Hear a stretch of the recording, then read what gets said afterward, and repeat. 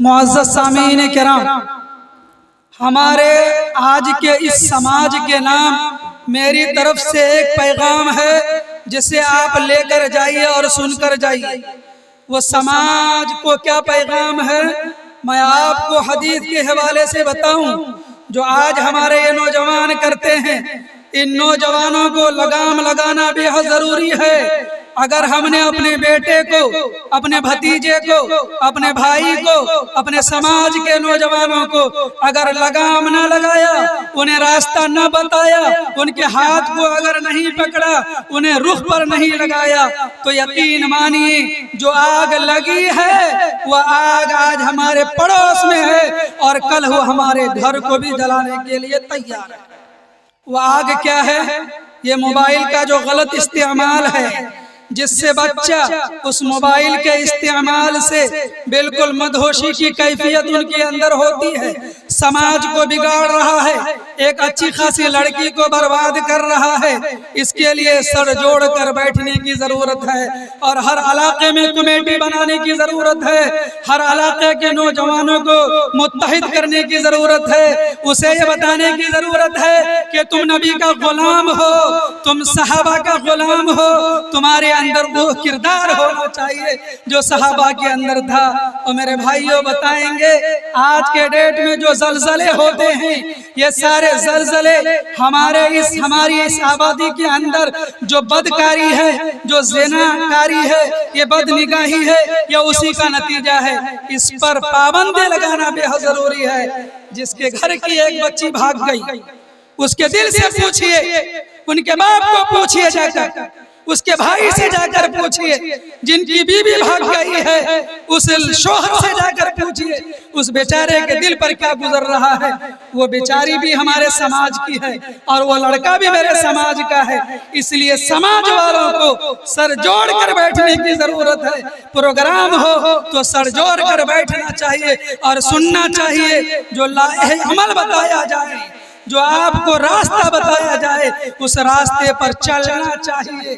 تو میں آپ کو ایک حوالے سے بتاتا ہوں، حضور کا زمانہ ہے، صحابہ کا مجمع ہے، حضور اپنی جگہ تشریف فرما ہے، ایک صحابی آتے ہیں، اللہ کے رسول سے کہتے ہیں یا رسول اللہ مجھے بدکاری کی اجازت دے دیجئے، میں اللہ کو بھی مانتا ہوں، آپ پر بھی ایمان لاتا ہوں، جو کہیں گے وہ مانوں گا، جو کرنے کہیں گے وہ کروں گا، لیکن مجھے بس ایک گناہ کی اجازت دے دیجئے۔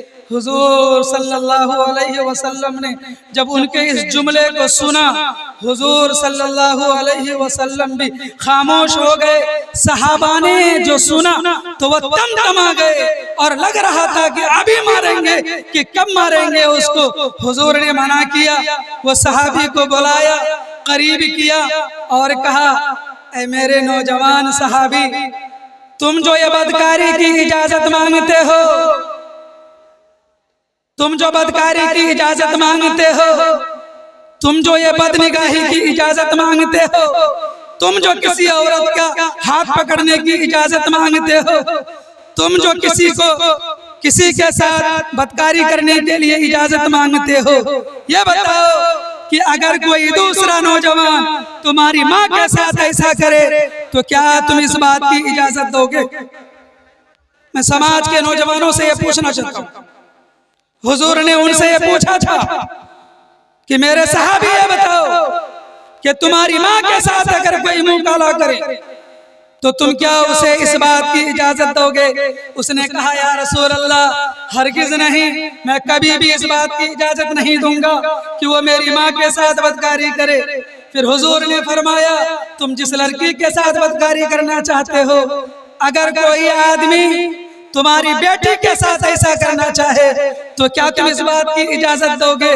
حضور نے جب یہ پوچھا تو اس نوجوان نے یہ کہا یا رسول اللہ میں ہرگز اس بات کے لیے تیار نہیں ہوں گا۔ پھر حضور نے اس سے یہ پوچھا کہ تمہاری بہن کے ساتھ، تمہاری خالہ کے ساتھ، تمہاری پھوپھی کے ساتھ رشتوں کو گنایا اور ایک ایک کر کے سوال کیا۔ اس صحابی نے یہ کہا یا رسول اللہ میں کبھی بھی اس بات کی اجازت نہیں دوں گا۔ تو حضور نے قریب بلا کر کے ان کو کہا کہ او میرے نوجوان، तुम जो बदकारी की इजाजत मांगते हो, अरे वो भी किसी की माँ होगी, क्या उसका बेटा इस बात के लिए तैयार होगा? तुम जिस लड़की से बदकारी की इजाजत मांगते हो वो किसी की बेटी होगी, क्या उसका बाप इस बात के लिए आमादा होगा?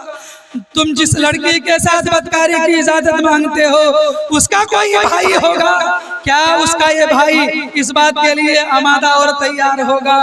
हुजूर सल्लल्लाहु अलैहि वसल्लम ने उसको सामने में बुलाया और बुलाने के बाद उनके सीने पर हाथ रखा और हाथ रखने के बाद रब से दुआ की, ऐ अल्लाह इसके ईमान के अंदर इस्तिकामत नसीब फरमा दीजिए, गुनाहों से इसके दिल को पाक कर दीजिए, इनकी निगाह को सही बना दीजिए, इसकी सोच को दुरुस्त कर दीजिए।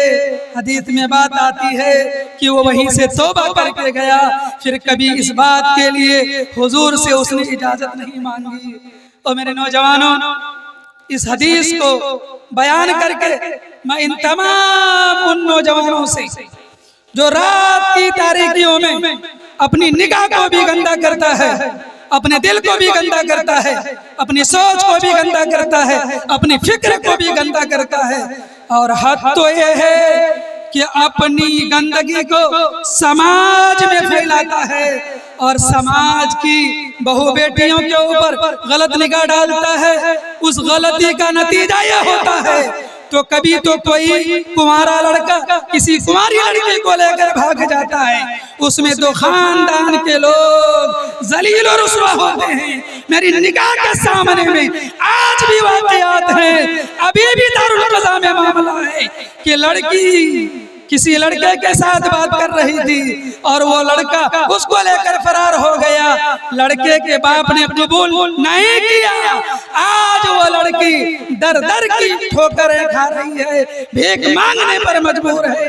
और मेरे नौजवानों, आप पैगाम डालो, आपको जो लड़की पसंद हो आप पैगाम डालकर, कुरान ने कहा फन्किहू मा ताबा लकुम मिनन निसाई, औरतों में से जो औरत तुम्हें पसंद हो तुम उससे निकाह करो। नहीं होता है, जरूरत एक से पूरी नहीं होती, अरे दो कर लो, दो से नहीं पूरी होती तीन कर लो, तीन से नहीं पूरी होती अरे चार कर लो, लेकिन ये बदनिगाही छोड़ दो, ये ज़हन को सही बनाओ, दिमाग को सही बनाओ, समाज को गंदा मत करो। इसलिए नौजवानों, मैं आपसे ये पूछता हूँ, आप जो किसी लड़की से फोन पर बात करते हो, क्या ये मेरे समाज का गुनाह है कि नहीं है?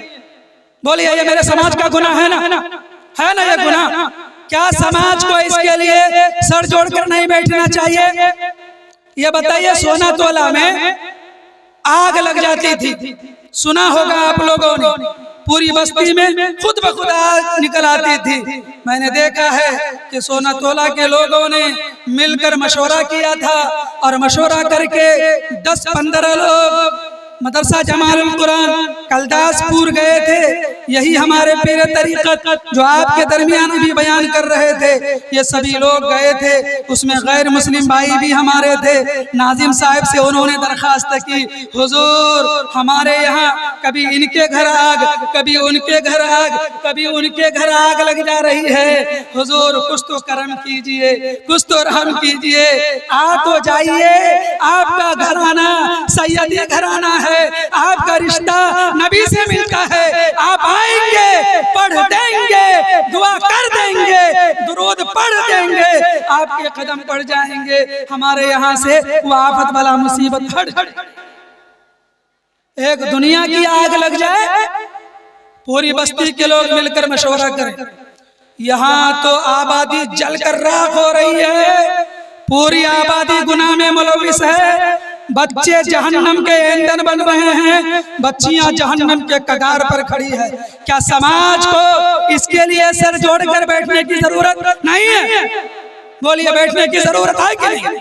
क्या आज इस जलसे में जितने लोग ये खड़े हैं उनको यहाँ बैठकर सुनने की जरूरत नहीं है? क्या यह मदरसा असहाब सुफ़ा की इस इलाके में जरूरत नहीं है? क्या हमारे नौजवानों को सही रुख देने की जरूरत नहीं है? इसलिए मेरे नौजवानों, याद रखो, अगर आप नहीं चाहते हो कि کہ کوئی آپ کی بیٹی سے بات کرے تو تم بھی کسی کی بیٹی سے غلط بات مت کرو۔ اگر تم چاہتے ہو کہ تمہاری بہن کے اوپر کوئی غلط نگاہ نہ ڈالے، آپ بھی کسی کی بہن پر غلط نگاہ نہ ڈالو۔